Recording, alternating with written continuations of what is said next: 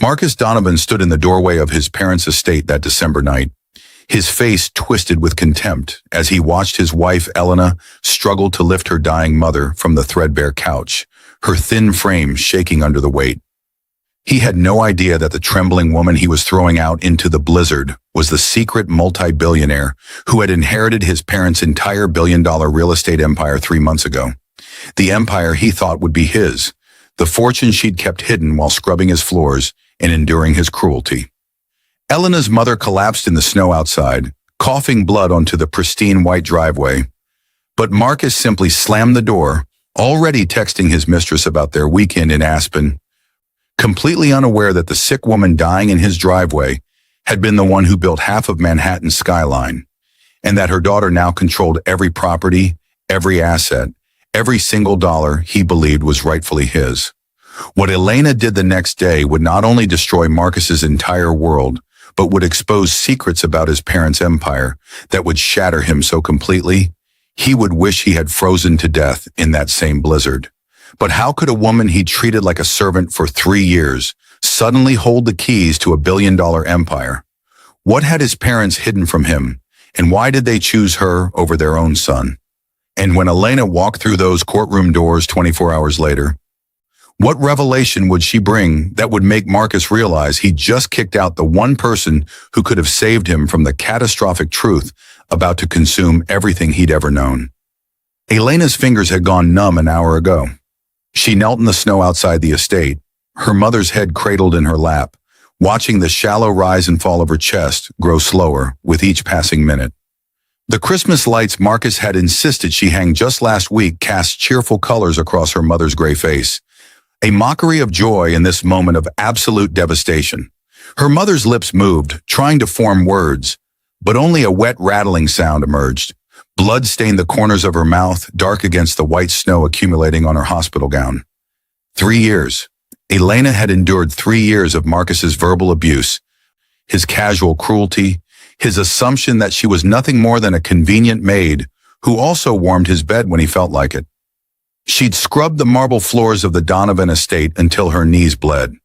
She cooked elaborate meals for his business associates while he introduced her as the help to anyone who asked.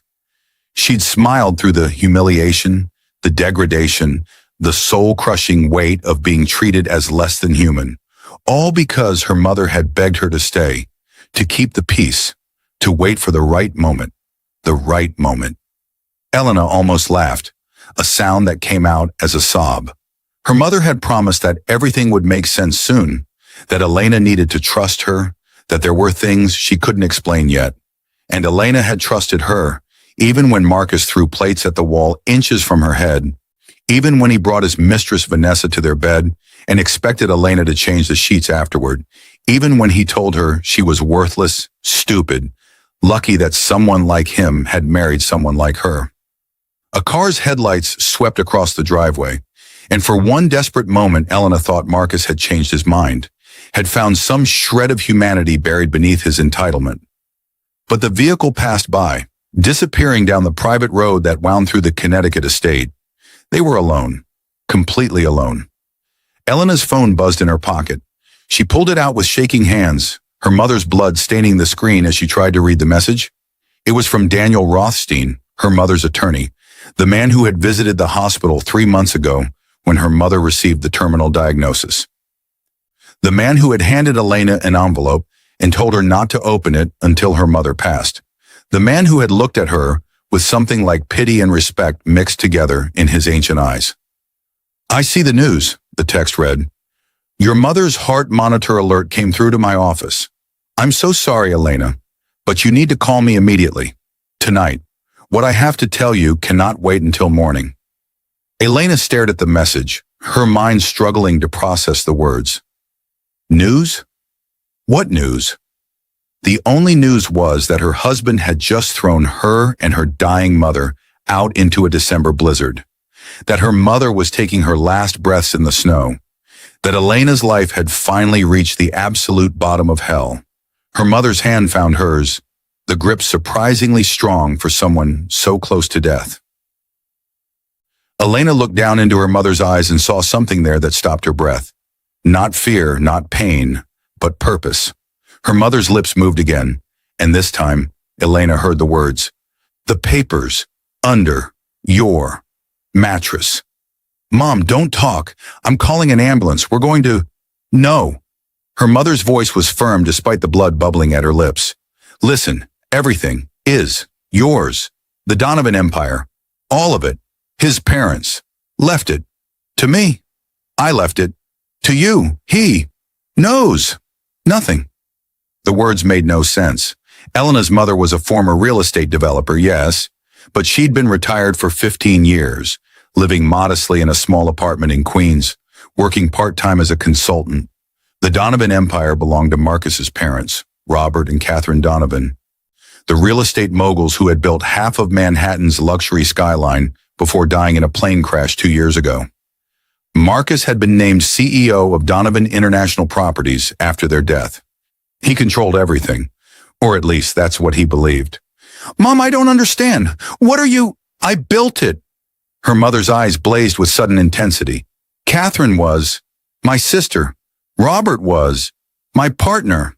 I stayed, hidden, protected you from that world, but they died, and they knew what their son was. They changed the will 3 months before the crash." The world tilted sideways. Elena felt as if she'd been dropped into ice water, every nerve in her body screaming that this couldn't be real, couldn't be true. Her mother and Catherine Donovan were sisters? The empire was built by her mother?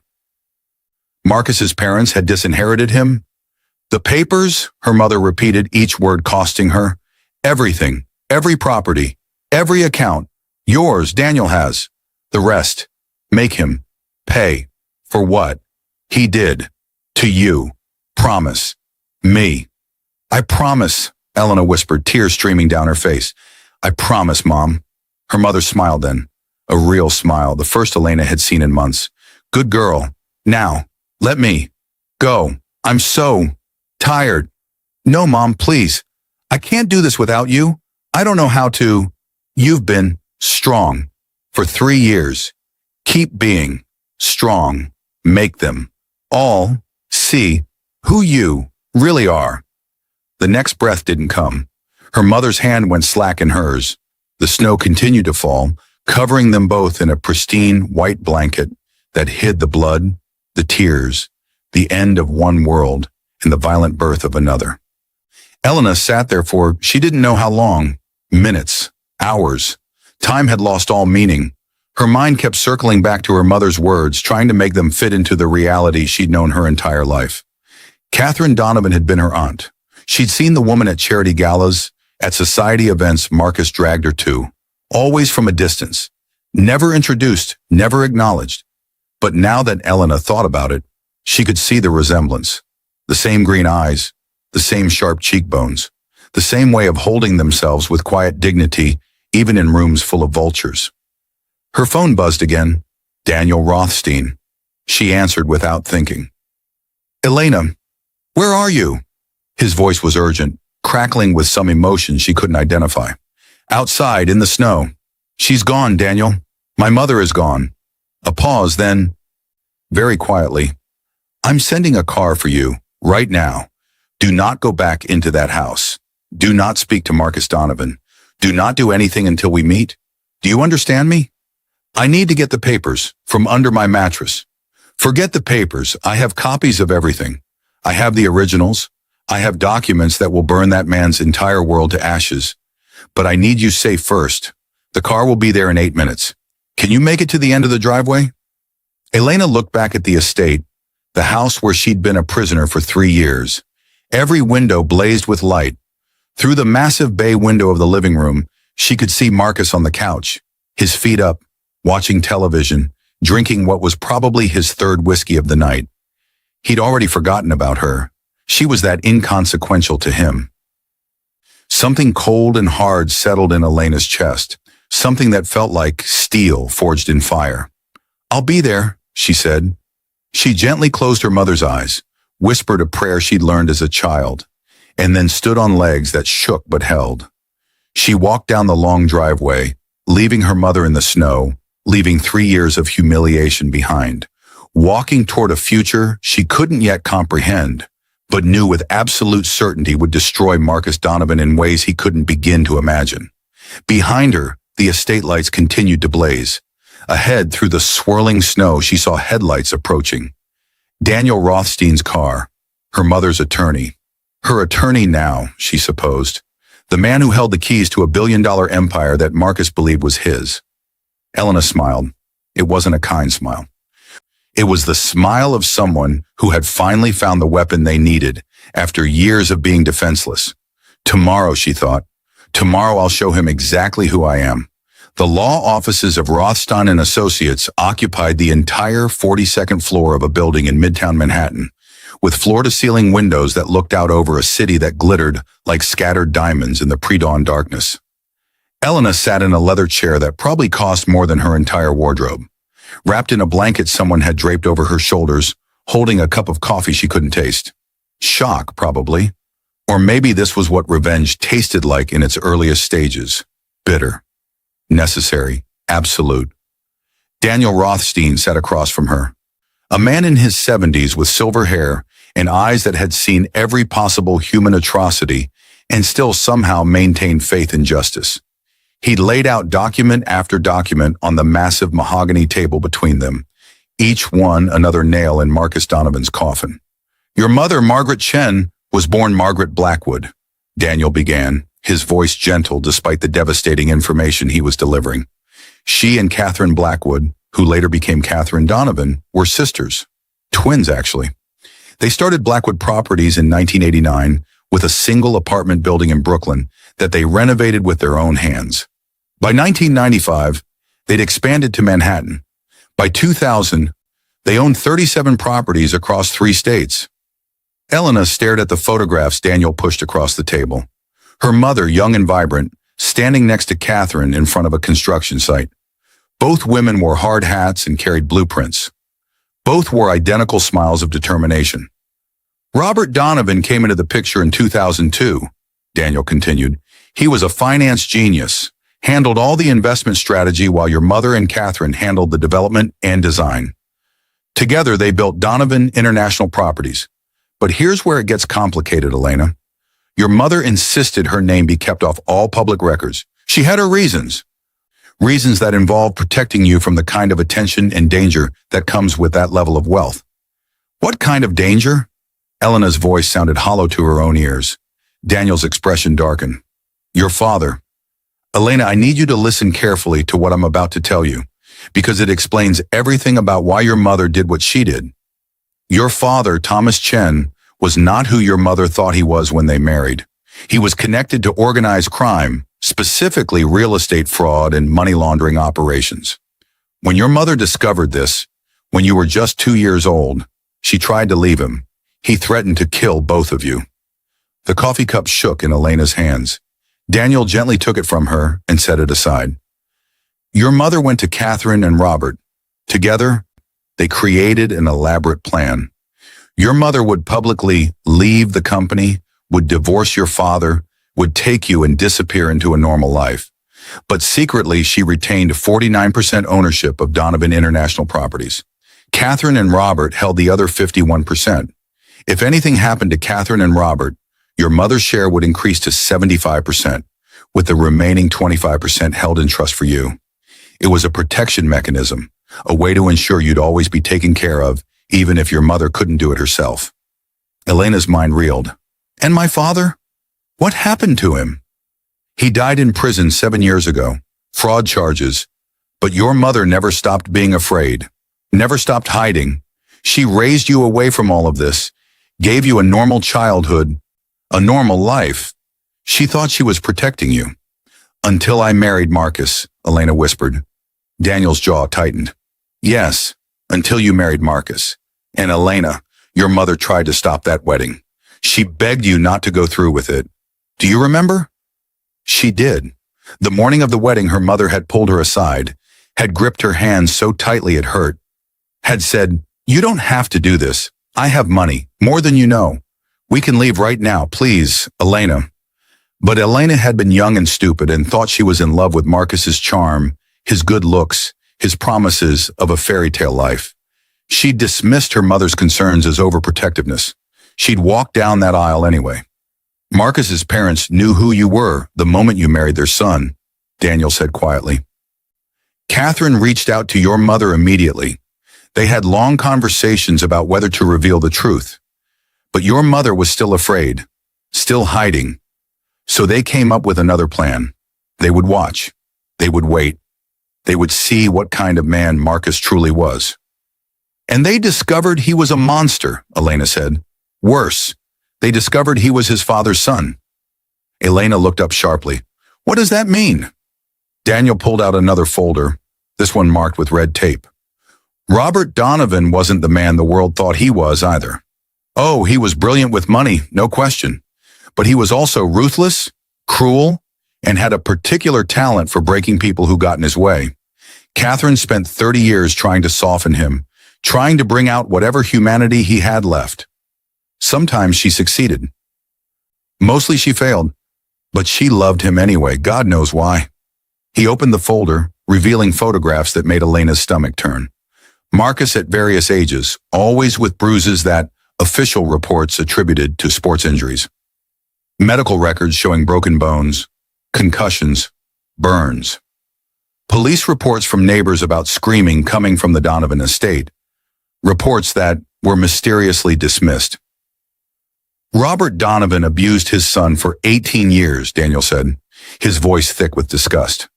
Catherine tried to protect Marcus, tried to get him away, but Robert had too much power, too many connections. By the time Marcus was old enough to escape, the damage was done.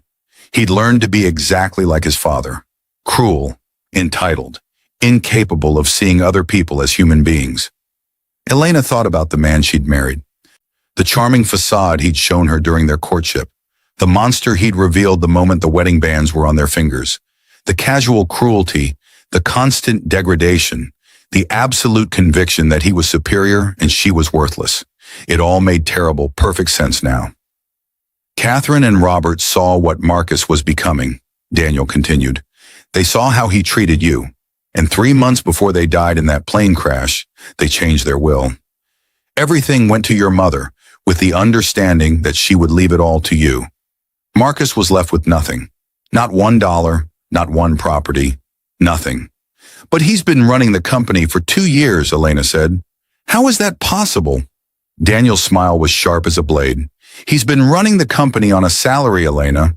A generous salary, yes, but a salary nonetheless. He has no ownership. He has no shares. He has no control over the board of directors. He's been an employee pretending to be an owner. And every decision he's made, every property he's sold, every deal he's signed has been subject to approval by the actual owner of the company. My mother, your mother, and now as of 11:47 last night, when your mother's death was officially recorded, you are the sole owner of Donovan International Properties. You control assets worth approximately $4.7 billion. You own 237 properties across 12 states and 4 countries. You employ over 3,000 people, and you have the power to do absolutely anything you want with that empire, including burning it to the ground if that's what you choose. Elena sat in silence, trying to comprehend numbers that large, power that absolute. $4.7 billion. It was more money than she could spend in 10 lifetimes. It was more money than most people could imagine, and it was hers, all of it. While Marcus, who had thrown her out into the snow, who had let her mother die in his driveway, had nothing. What happens now? She asked. Daniel pulled out one more document, this one a simple letter on Donovan International Properties letterhead. Now you have choices. You can take control publicly, which would mean Marcus learns the truth immediately along with the rest of the world. Or you can do something more strategic. Strategic? There's a board meeting this afternoon at 2 o'clock. Marcus is planning to announce the sale of the Riverside Complex, a property in Manhattan worth approximately $200 million. He thinks he has the authority to make the sale. He does not. The board knows this. They've been waiting to see how you want to handle the situation. Elena's mind began to work again, pulling out of shock and into something sharper, clearer. The board knows about me? Your mother has been in contact with them regularly for 2 years. They've been documenting every decision Marcus has made, every mistake, every example of his incompetence and cruelty. They've been building a case against him, waiting for your mother to give the order to remove him. That order never came because your mother got sick, but now you can give that order. The question is, how do you want to do this? Elena thought about the past 3 years, every humiliation, every moment she'd been forced to smile while Marcus introduced her as the help to his associates. Every time he'd brought his mistress home and expected Elena to pretend she didn't exist. Every casual cruelty, every degrading comment, every second she'd felt less than human. I want him to know, she said quietly. I want him to understand exactly what he did. I want him to realize that when he threw me out into the snow last night, when he let my mother die in his driveway, he was destroying his own life. I want him to see it coming. I want him to watch everything he thought was his disappear. And I want him to know that I'm the one taking it from him. Daniel's smile was approving. Then I suggest you attend the board meeting this afternoon. Walk through those doors, sit in the chair at the head of the table that's been waiting for you, and introduce yourself as the new owner of Donovan International Properties. Elena stood, the blanket falling from her shoulders. Her clothes were still damp from the snow. Her hands still had her mother's blood under the fingernails. Her eyes were red from crying. But something else was there too now, something that hadn't existed 24 hours ago. Power, purpose, and the absolute certainty that Marcus Donovan was about to learn the most expensive lesson of his life. I need a shower and clean clothes, she said. Already arranged. There's a suite upstairs with everything you need. I took the liberty of having your assistant select appropriate attire. My assistant? You're a billionaire now, Elena. You'll need staff. I've taken the liberty of assembling a preliminary team based on your mother's recommendations. They're all yours if you want them, or you can hire new people. Your choice. Everything is your choice now. Elena walked to the window and looked out over Manhattan. Somewhere in this city, Marcus was probably just waking up, hungover, maybe rolling over to find Vanessa in bed beside him. He was probably thinking about the Riverside complex deal, probably mentally spending the commission he thought he'd earn. He had no idea that his entire world was about to implode. No idea that the woman he'd treated like garbage for 3 years was about to become his worst nightmare. Daniel, she said, not turning from the window, I want every piece of evidence you have about what Robert Donovan did to Marcus when he was a child. Every police report, every medical record, everything. May I ask why? Because I'm not just going to take away his empire. I'm going to take away his excuses. Marcus chose to be cruel. He chose to be abusive. He chose to be like his father. And when this is over, I want him to understand that he could have been different, that he had every opportunity to be better, and that he threw it all away because he couldn't see past his own entitlement and hatred. Daniel was quiet for a long moment. Then, your mother would be very proud of you. Elena finally turned from the window. Then let's make sure I give her something to be proud of. The Donovan International Properties boardroom occupied the entire top floor of a building in Lower Manhattan, with 360-degree views of the city that shimmered in the afternoon light. The table was black marble, surrounded by 18 leather chairs that probably cost more than most people's cars. 17 of those chairs were occupied by the board members, men and women in expensive suits who held the future of a $4.7 billion empire in their collective hands. The 18th chair, the one at the head of the table, sat empty, waiting. Marcus Donovan stood at the presentation screen, clicking through slides that showed architectural renderings of the Riverside complex transformed into luxury condominiums. His suit was Armani, his watch was Patek Philippe, his confidence was absolute. He had no idea that every person in this room was about to watch him be destroyed. As you can see, Marcus said, his voice carrying the smooth authority of someone who believed he owned the world, the Riverside conversion will generate approximately $40 million in pure profit within the first year. I've already negotiated with Belmont developers. They're ready to close within 30 days. All I need is board approval to move forward. Richard Castellano, the 70-year-old chairman of the board, leaned back in his chair. And you're confident this is the right move for the company? Absolutely. This property has been sitting stagnant for 3 years. It's time to monetize it. My parents would have done the same thing. Your parents, Richard repeated, his tone neutral. I see. Marcus frowned. Something in Richard's voice felt off, felt wrong. He looked around the table and noticed that none of the board members were looking at him. They were all looking at the door. Is there a problem? Marcus asked. Not a problem, Richard said. We're just waiting for one more person before we proceed with the vote. One more person? The board is fully seated. Who are we? The door opened. Elena walked into the boardroom wearing a black Chanel suit that fit her perfectly. Her hair pulled back in a severe bun that emphasized her cheekbones, her mother's pearl necklace at her throat. She'd spent 2 hours with the team Daniel had assembled, learning how to walk like she owned the world, how to speak with absolute authority, how to command a room full of people who held more collective wealth than most small countries. She'd learned fast. She'd had good teachers. And more importantly, she'd had 3 years of rage to fuel her transformation. Marcus's face went through several expressions in rapid succession. Confusion, shock, then anger. What the hell are you doing here? I told you to never come back to... Sit down, Mr. Donovan, Richard said quietly. Mr. Donovan? Marcus laughed, a harsh sound. Richard, what's going on? Why is my wife... Sit down. Richard's voice was steel. Marcus sat, more from shock than obedience. Elena walked slowly around the table, letting him watch her, letting him see the transformation. She wasn't the trembling woman he'd thrown into the snow. She wasn't the servant he'd degraded for 3 years. She was something else now, something he couldn't comprehend.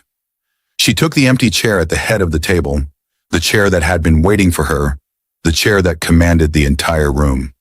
Good afternoon, Elena said, her voice calm and clear.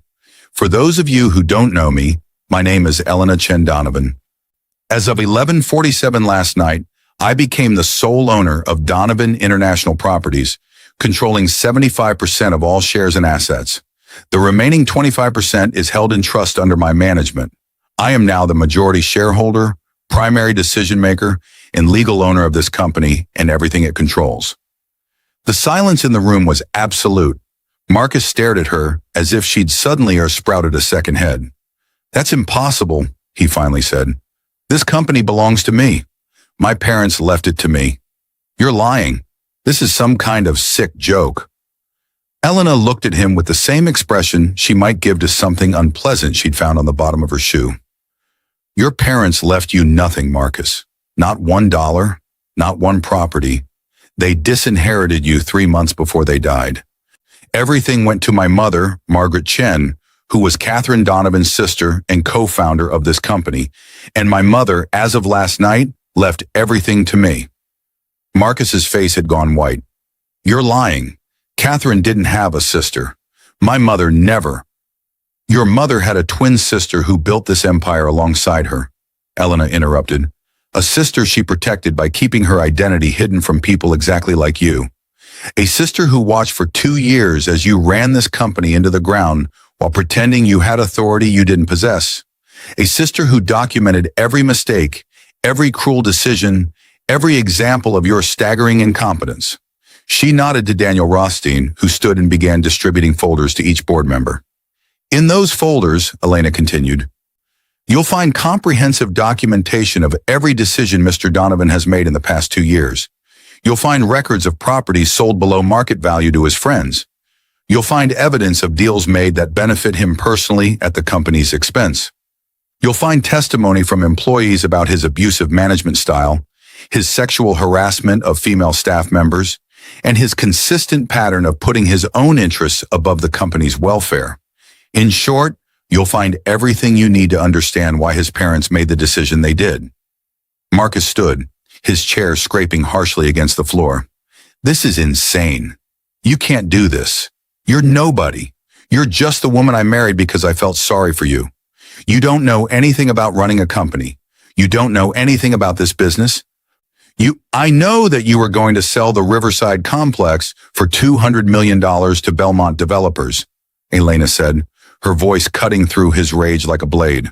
I also know that Belmont is owned by your college roommate Trevor Hastings, and I know that the actual market value of the Riverside complex is $340 million, which means you were going to personally cost this company $140 million to help your friend, who coincidentally promised you a $20 million consulting fee for making the deal happen.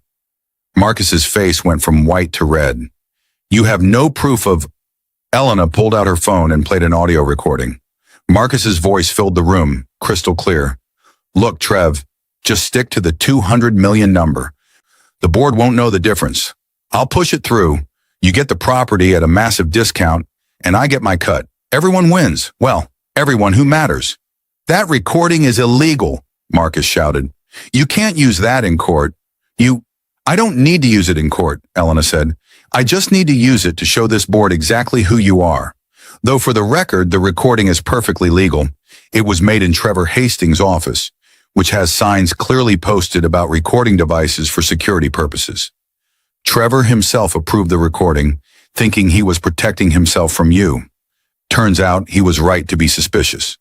She stood, walking slowly around the table toward Marcus, who backed up until he hit the wall. Last night, Elena said, her voice dropping to something quiet and deadly. You threw me out of your house. You threw my dying mother out into a blizzard. You let her die in the snow in your driveway while you sat inside watching television, drinking whiskey, texting your mistress about your weekend plans. You did this because you thought I was worthless, because you thought I was nothing, because you spent 3 years convinced that you were superior to me in every way. She stopped directly in front of him, close enough to see the panic starting to bloom in his eyes. But I wasn't worthless, Marcus. I was the secret owner of everything you thought was yours. And my mother wasn't just some sick old woman. She was Margaret Chen, one of the most brilliant real estate developers of her generation, the woman who built half of Manhattan's skyline, the woman who created the empire you've been running into the ground for 2 years, and you let her die in the snow. You let the woman who built your entire world die alone and afraid and in pain because you couldn't see past your own cruelty. Marcus's mouth opened and closed, but no sound came out. So here's what's going to happen, Elena continued. You are fired, effective immediately. Your salary stops today. Your benefits stop today. Your access to all company resources stops today. Security will escort you from the building in approximately 5 minutes. You will not take anything from your office except personal items that can fit in one box. You will surrender all company credit cards, all keys, all access badges, and you will sign a non-disclosure agreement that prevents you from speaking about this company, its operations, or its ownership to anyone for the rest of your life. If you violate that NDA, I will sue you for everything you have, which admittedly won't take long since you have nothing. You can't do this, Marcus whispered. This company is my life. Everything you've worked for was built on a lie, Elena said. A lie that your parents let you believe because they were hoping you'd prove them wrong. They were hoping you'd become a better man than your father, but you didn't. You became exactly like him, cruel, abusive, incapable of seeing other human beings as anything more than tools for your own satisfaction. And now you're paying the price for that choice. She turned back to the board. I'm calling a vote to officially terminate Marcus Donovan's employment with Donovan International Properties and to approve his replacement as CEO. All in favor? Every hand went up. Every single one. The motion passes unanimously, Richard said, his voice formal. Mr. Donovan, you are hereby terminated. Security is waiting outside to escort you from the premises. Marcus looked around the room at faces that had been friendly yesterday, faces that were now cold and dismissive. He looked at Elena, and something in his expression shifted from rage to something that might have been fear. You're going to regret this, he said. I'll fight this. I'll take you to court. I'll expose you. You'll do nothing, Elena said, because I have documentation of every illegal thing you've done for the past 2 years. Every bribe, every fraudulent deal, every instance of insider trading.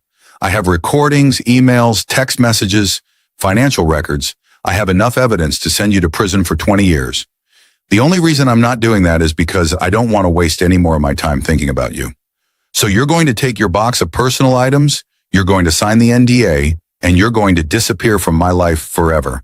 Because if you don't, if you fight this in any way, I will destroy you so completely that you'll wish you died in that blizzard last night with my mother." The door opened. 2 security guards entered, large men with expressions that suggested they'd been looking forward to this moment. "Mr. Donovan," one of them said, "please come with us." Marcus looked at Elena one last time. "I loved you," he said. And it might have been the first true thing he'd said to her in 3 years. "No," Elena replied. "You loved the idea of someone who would take your abuse and never fight back. You loved having power over someone you thought was weaker than you. But you never loved me, Marcus. You're not capable of love. Your father made sure of that." Something flickered in his eyes at the mention of his father. Pain, recognition, the knowledge that she was right and that he'd spent his entire life becoming the thing he'd most feared. "My father was a monster," Marcus said quietly. "Yes," Elena agreed, "and so are you." The security guards took him by the arms. He didn't resist. He just walked out, his shoulders slumped, his confidence shattered. The door closed behind him with a soft click that sounded like the end of the world. Elena stood at the head of the table, looking at the faces of the board members who now reported to her. "The Riverside complex is not for sale," she said. "Cancel the deal with Belmont Developers immediately. I want a full audit of every transaction Marcus Donovan approved in the past 2 years. I want a complete review of all company operations, and I want recommendations for a new CEO who actually knows what they're doing. This company was built by brilliant people with vision and integrity. It's time we return to those values. Any questions?" Richard Castellano smiled. "Welcome to Donovan International Properties, Ms. Chen. Your mother and aunt would be very proud." Elena didn't go home that night.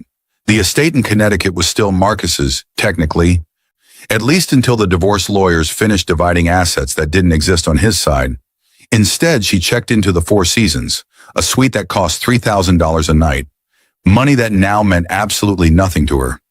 She stood at the window looking out over Central Park, a glass of wine in her hand that she wasn't drinking, trying to process everything that had happened in the last 24 hours. Her mother was dead. Her husband was destroyed. And she was a billionaire who controlled an empire she'd known nothing about 3 days ago. Her phone rang, an unknown number. She almost didn't answer, but something made her pick up. "Elena Chen?" A woman's voice, professional and cold. "Yes?" "My name is Vanessa Pritchard. I believe you know who I am." Marcus's mistress, the woman who'd been sleeping in Elena's bed, wearing clothes bought with company money Marcus thought he controlled. Elena's first instinct was to hang up. Her second was to listen. She went with the second. "I know who you are," Elena said. "Then you know that Marcus and I have been together for 8 months, and you should know that he's currently at my apartment, crying on my couch, telling me that you've destroyed his life." "I'm aware." A pause, then, "Good, because that bastard deserves everything you did to him and more. I just wanted to call and tell you that I'm done with him. I was with him because I thought he had money and power. Turns out he had neither. He was just a bitter, cruel man who needed someone to abuse. I should have seen it sooner. I'm sorry I didn't." Elena was surprised to find that she believed the woman. "Why are you really calling?" "Because Marcus is talking about revenge, about how he's going to make you pay, about how he's going to destroy you the same way you destroyed him. And I thought you should know because men like Marcus don't handle humiliation well. They get dangerous. He doesn't have the resources to hurt me anymore. He doesn't need resources. He just needs rage and a willingness to do something stupid.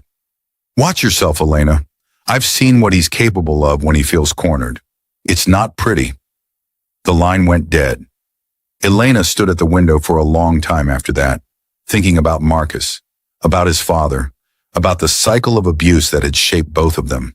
She thought about the boy he'd been, beaten and terrorized by Robert Donovan, and the man he'd become, bitter and cruel and incapable of seeing his own role in his destruction. She thought about whether she should feel sorry for him, whether she should regret what she'd done. She didn't, not even a little bit. Her mother had died in the snow. That was the one unforgivable thing, the one act that could never be excused or explained away or justified by childhood trauma. Marcus had let her mother die, and for that, He would carry the consequences for the rest of his life. Elena's phone buzzed, a text from Daniel Rothstein. Marcus signed the NDA. Divorce papers will be filed tomorrow. You're free of him legally within 60 days. Congratulations, Elena. You survived. She replied, thank you for everything. Then she set down the phone, picked up the wine glass, and toasted her reflection in the window. To you, Mom, she whispered. I kept my promise. I made him pay. Outside, the city glittered. Somewhere in that sea of lights, Marcus Donovan was probably drowning in self-pity and rage. Somewhere, Vanessa Pritchard was probably relieved to be rid of him. And somewhere, in a morgue in Connecticut, her mother's body waited for burial. Elena would arrange the funeral tomorrow. Tonight, she needed to grieve. Tomorrow, she needed to become the CEO that her mother and aunt had believed she could be. But right now, in this moment, she let herself cry. Not for Marcus, not for their marriage, but for her mother, for the years they'd spent hiding, for the truth that had come too late. She cried until there were no more tears left, and then she slept, dreaming of empires and revenge and the long road ahead. The funeral was held on a bitter December morning at a private cemetery in Westchester, where Catherine and Robert Donovan were buried in an elaborate mausoleum that probably cost more than most people's houses. Elena had arranged for her mother to be buried next to Catherine, reuniting the sisters who'd built an empire together and been separated by fear and circumstance for too long. The turnout was larger than Elena expected. Board members from Donovan International Properties, employees her mother had mentored over the years, colleagues from her mother's early days in real estate. They stood in the cold, dressed in black, their breath misting in the frozen air. They'd come to pay respects to Margaret Chen, the brilliant developer who'd hidden in plain sight for decades, the woman whose work had shaped Manhattan's skyline even though her name appeared on no buildings. Marcus was not there. He'd been explicitly uninvited. Security guards stood at the cemetery entrance with instructions to remove him if he appeared. He didn't. According to reports from the private investigator Elena had hired, he was holed up in a cheap motel in Queens, drinking heavily and making phone calls to lawyers who kept telling him he had no case. Daniel Rothstein stood beside Elena as the priest said the final prayers. Your mother left you one more thing, he said quietly, handing her an envelope. She asked me to give this to you after the funeral. Said you'd understand what to do with it. Elena opened the envelope with shaking hands. Inside was a single key and a note in her mother's handwriting. My dearest Elena, if you're reading this, I'm gone, and you know the truth. I'm sorry I couldn't tell you sooner. I'm sorry I let you marry that man. I'm sorry for so many things. But I'm not sorry for what I built, and I'm not sorry for leaving it to you. The key opens a safe deposit box at Manhattan Savings Bank on Fifth Avenue, box number 1127. Inside, you'll find letters I wrote you over the years. Letters I could never give you because they contain truths I couldn't share. Read them, understand them, and then do what you were born to do. Build something beautiful. Make the Donovan name mean something good again. And remember that you are stronger than you know, braver than you believe, and more capable than you ever imagined. I love you. Always. Mom. Elena clutched the letter to her chest, tears streaming down her face. Around her, people were offering condolences, saying kind words, sharing memories. She heard them distantly, as if from underwater. All she could think about was the safe deposit box, the letters her mother had written, the years of hidden truths waiting to be discovered. After the funeral, Elena went directly to Manhattan Savings Bank. The box was exactly where her mother had said it would be, in a climate-controlled vault deep in the building's basement. The key turned smoothly in the lock. Inside were dozens of letters, each one dated, each one sealed, each one another piece of the puzzle that was her mother's life. Elena took the box to a private room the bank provided and began to read. The first letter was dated 28 years ago, written when Elena was just born. Dear Elena, you're 3 days old and you're perfect. Your father doesn't know it yet, but I'm going to leave him. I'm going to take you away from his world, his violence, his corruption. Catherine and Robert are helping me. We've created a new identity, a new life. I'm going to raise you away from all of this wealth and power and danger. I want you to be normal. I want you to be safe. I want you to know kindness and simplicity and love. I hope someday you'll forgive me for what I'm taking from you. I hope someday you'll understand. Love, Mom. The next letter was dated 10 years later. Dear Elena, you asked me today why we don't have a big house like your friends, why we take the subway instead of having a car, why you can't have the expensive toys you want.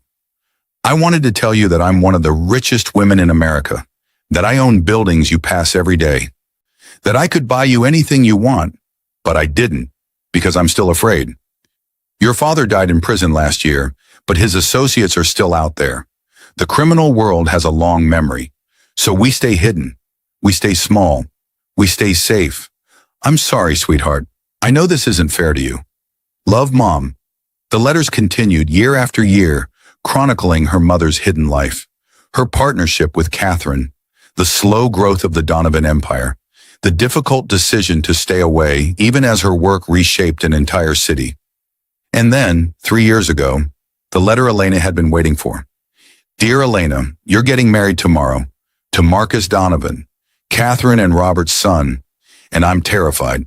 I begged you not to do this. I told you I had money, that we could leave, that you didn't need him, but you're in love, and you won't listen. So I'm going to tell you something I've never told anyone. I know what Marcus is. Catherine has told me stories about Robert's abuse, about how Marcus grew up in a household filled with violence and cruelty. She thinks he's changed. She hopes he's better.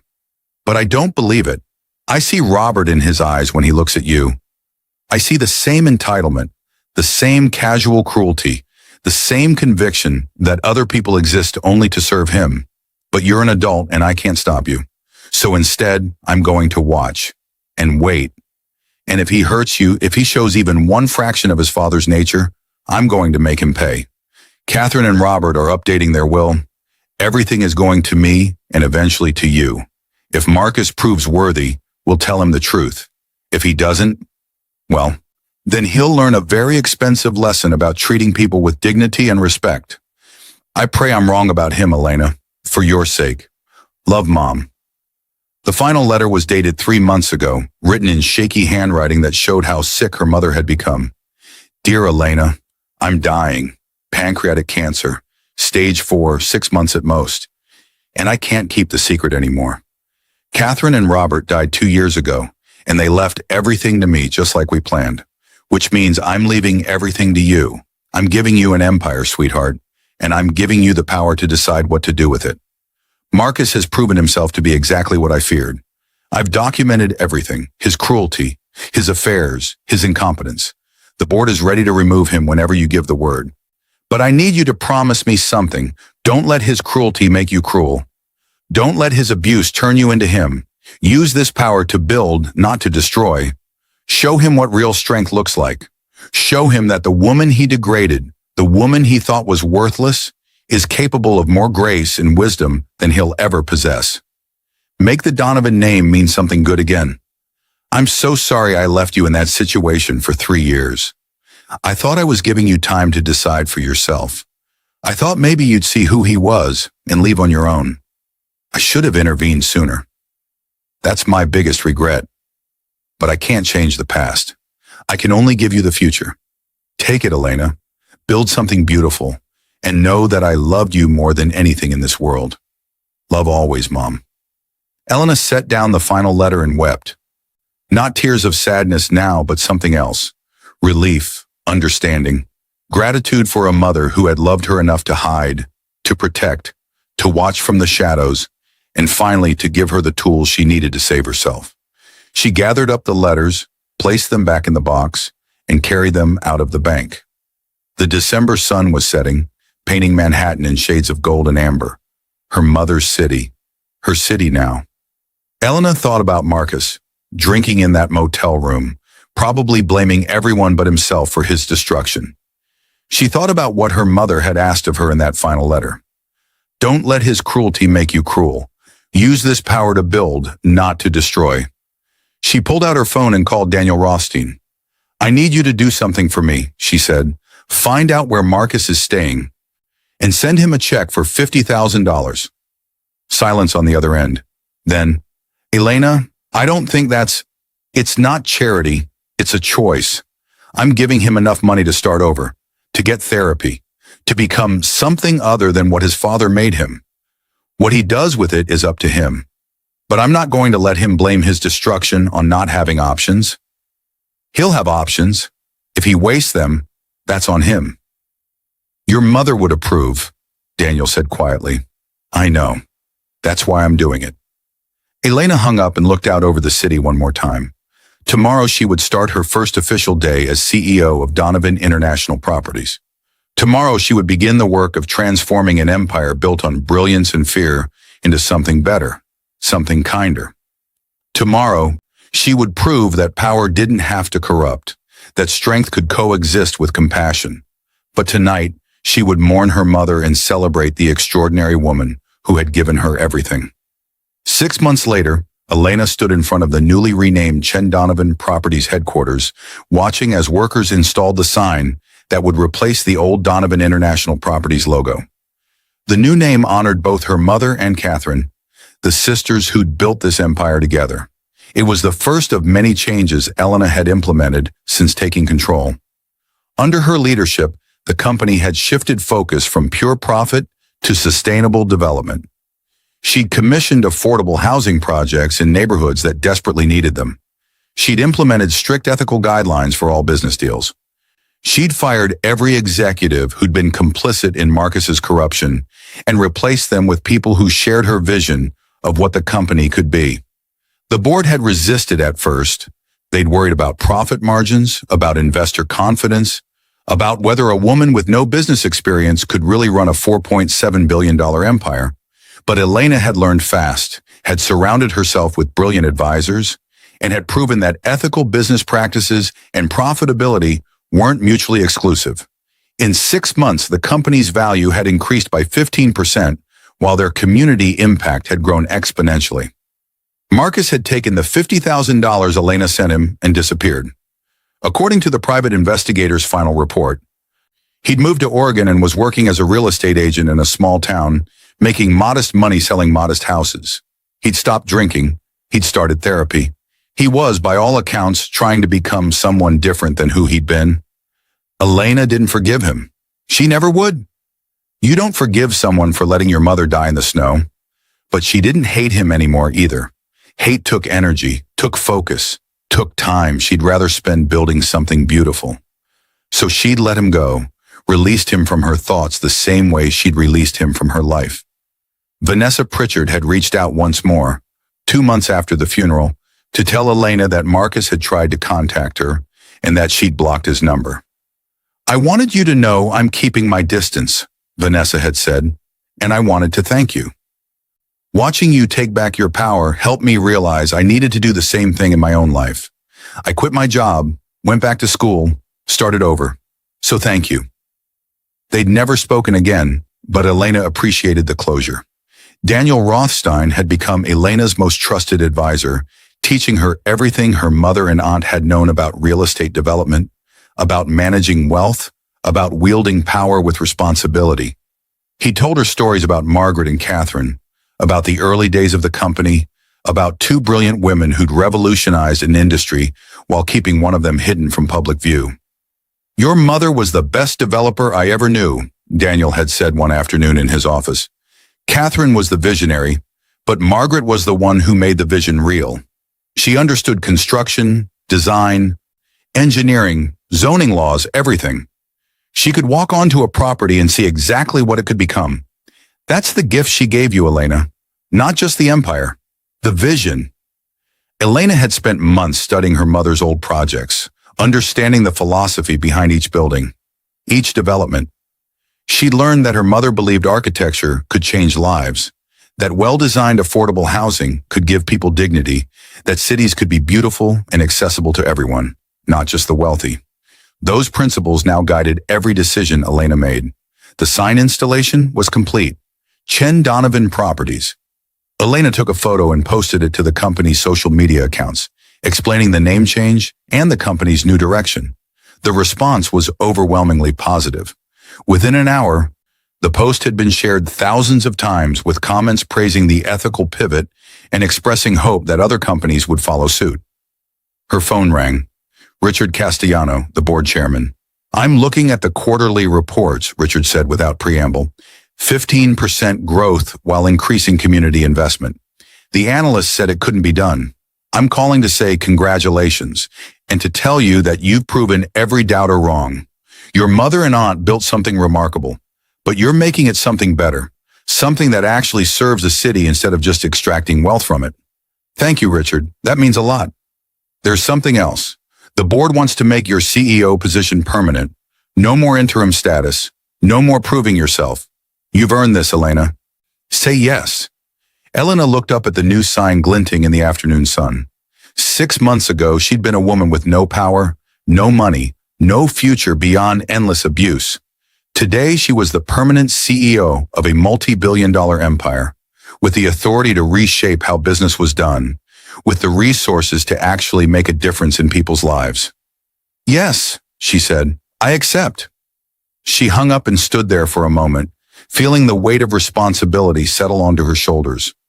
It wasn't crushing. It was empowering. This was what her mother had wanted. This was what Catherine had dreamed of. Two sisters who'd built an empire together, now honored by the woman they'd protected and empowered. Elena thought about Marcus one last time. Wondered if he'd seen the news about the company name change. If he understood yet what he'd thrown away. Then she let the thought go. He was the past. She was the future. She walked into the building, through the marble lobby her mother had designed 30 years ago, toward the elevator that would take her to the executive floor. Tomorrow she had meetings with architects about a new affordable housing project in the Bronx. Next week she was flying to Chicago to tour properties the company owned there, to assess how they could be improved.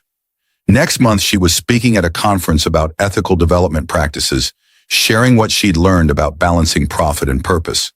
The work was endless. The responsibility was enormous. But Elena had discovered something her mother had known all along. Power wasn't about controlling others.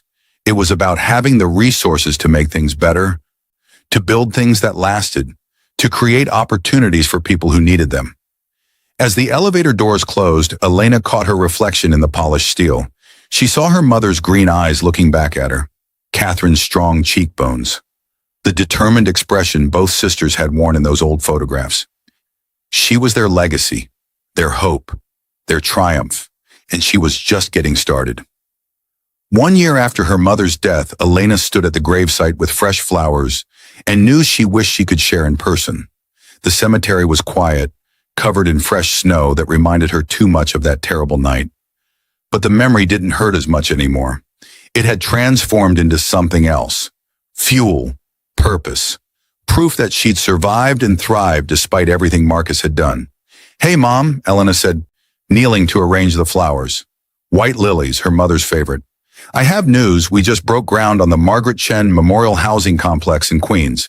200 units of affordable housing, built to the highest environmental standards, with community spaces and support services on site. It's going to be beautiful. It's going to help people, just like you always wanted." She traced her fingers over her mother's name on the headstone. Margaret Chen, visionary, builder, beloved mother. The inscription didn't mention the empire, the billions, the secret life. It didn't need to.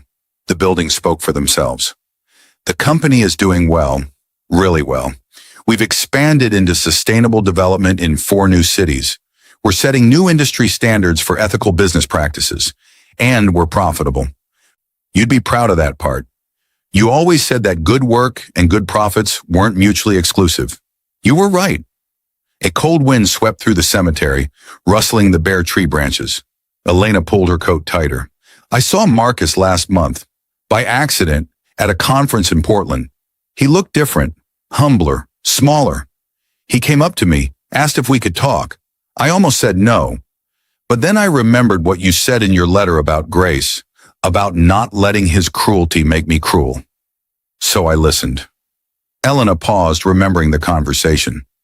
Marcus had looked older, tired, but somehow more human than she'd ever seen him. He'd apologized. Not in a way that asked for forgiveness, but in a way that acknowledged the truth. I was a monster to you, he'd said. I can't undo that. I can't make it right. But I want you to know I'm trying to be different. I'm in therapy 3 times a week. I'm working on understanding why I became what I became. And I'm sorry for all of it, especially for your mother. That's the thing I can never forgive myself for. Elena had listened, had nodded, had accepted the apology without offering forgiveness.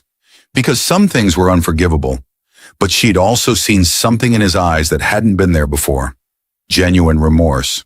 Real understanding of what he'd done and who he'd been. I don't know if people can really change, Elena said to her mother's grave, but I think maybe he's trying. I don't forgive him. I never will. But I don't hate him anymore either.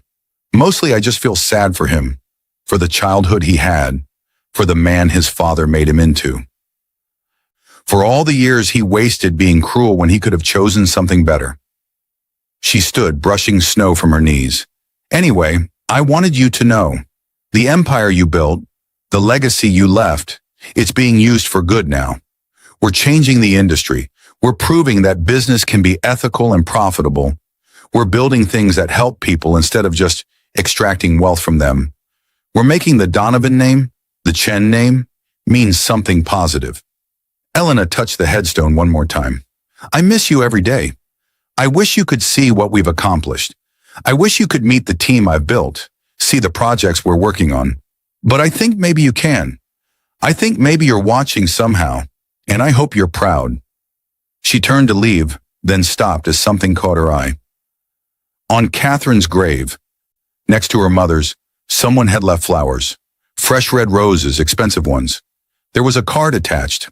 Elena picked it up and read, Catherine, I finally understand what you tried to teach me. I'm sorry it took so long. I'm sorry for everything. I hope you and Margaret are building something beautiful wherever you are. Your son, Marcus. Elena stared at the card for a long moment. Then she placed it back on Catherine's grave, next to the roses. Maybe people could change. Maybe even monsters could learn to be human again. It didn't excuse what they'd done. It didn't erase the harm they'd caused. But it suggested that redemption wasn't impossible, that people could face the worst parts of themselves and choose to be better. Elena walked back to her car, where her assistant waited with a tablet full of emails and meeting requests and 1,000 other things that required her attention. The work never stopped, but that was okay. She was building something that mattered, something her mother would be proud of, something that honored the legacy of 2 brilliant sisters who'd changed an industry while one of them stayed hidden in the shadows. As she drove away from the cemetery, Elena glanced in the rearview mirror one last time at the 2 graves side by side. The sisters reunited at last. She smiled. Thank you, Mom, she whispered, for everything. Then she turned her attention to the road ahead, to the empire waiting for her guidance, to the future she was building one ethical decision at a time. The past was honored, the present was secure, and the future was bright with possibility. Marcus Donovan had kicked her out into the snow, had let her mother die, had tried to destroy her spirit with 3 years of cruelty. But Elena had survived, more than survived. She'd taken the empire he thought was his and transformed it into something he never could have imagined. She'd proven that power and compassion could coexist. She'd shown that strength didn't require cruelty. And in doing so, she'd honored her mother's final wish, to build something beautiful. The city glittered ahead of her, full of her mother's buildings, her own projects, the collaborative work of 2 generations of brilliant women who'd refused to let men like Robert and Marcus Donovan define what power meant. Elena merged into traffic, heading back to headquarters, ready for whatever challenges waited. She was Elena Chen Donovan, CEO, billionaire, builder, survivor, and she was just getting started.